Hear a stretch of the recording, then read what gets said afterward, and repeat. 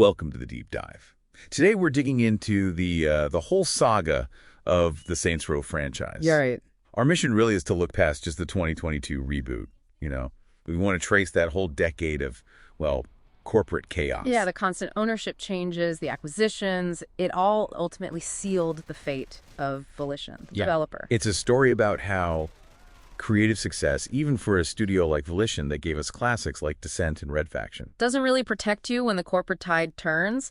They found their voice with Saints Row, this chaotic open world thing, and then just got kind of shredded by instability. and maybe the seeds were sown earlier, back under THQ when they made that massive tonal pivot, Oh, yeah. going from the gritty urban vibe of Saints Row 2, Which people loved, by the way. right, to the completely wacky, satirical Saints Row, the third.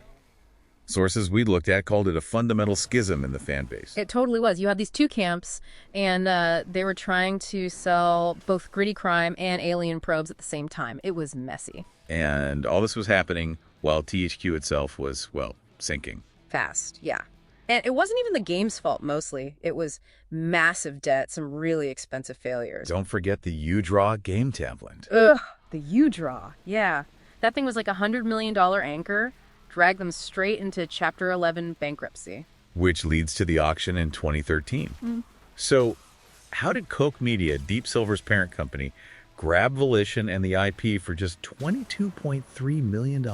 That seems low. It was incredibly low. THQ was that desperate. Koch Media saw it, knew it was a bargain, and boom, they're suddenly a major player in the open world genre. And that's where the corporate nesting doll thing starts, right? Exactly. You've got Koch Media, then they get bought by THQ Nordic in 2018. Which then rebrands itself as Embracer Group in 2019, layer upon layer. Yeah, so the actual developers at Volition are suddenly really far removed from the final decision makers. We're talking like thousands of miles and multiple corporate layers away. And that distance, that's where the visions clashed. Pretty much directly.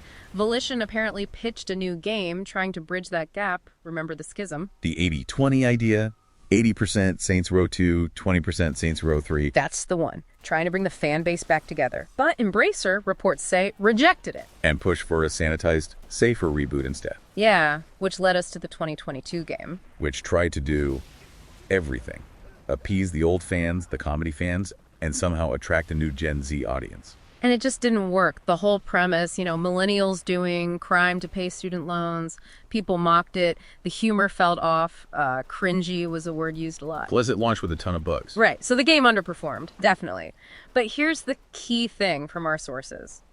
That failure wasn't the reason Volition closed. Okay. The closure in August 2023, that was fallout from Embracer's huge $2 billion strategic deal collapsing. They went into massive restructuring mode. Donating assets. Exactly. And Volition, being an underperformer at that moment, was basically collateral damage, sacrificed. Rough. But there's a bit of a silver lining, maybe.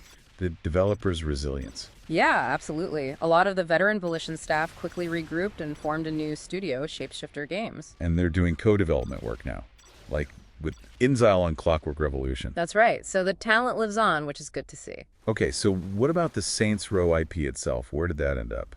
It's still under the Embracer umbrella, technically with PlayOn, which used to be Koch Media. Still following the nesting doll. Kind of. And PlayOn is apparently set to become part of this new, bigger AAA-focused group they're calling, tentatively, Middle Earth Enterprises and Friends. Middle Earth. Wow. So what's the future for Saints Row and that company? Sounds like it might get lost. The most likely thing, a deep freeze. Put it on ice for 5 years, maybe more. The brand's kind of toxic right now, and honestly, with Grand Theft Auto the 6 on the horizon. Yeah, bad timing to try and compete. The only possible path back, maybe, is super low risk. Get an outside studio, do a full, faithful remake of Saints Row 2, the gritty fan favorite. Test the waters, see if they can rebuild goodwill. So, pulling it all together, the whole Saints Row story is really a cautionary tale, isn't it? About what happens to creativity under layers and layers of corporate ownership. Especially debt-fueled ownership like Embracers.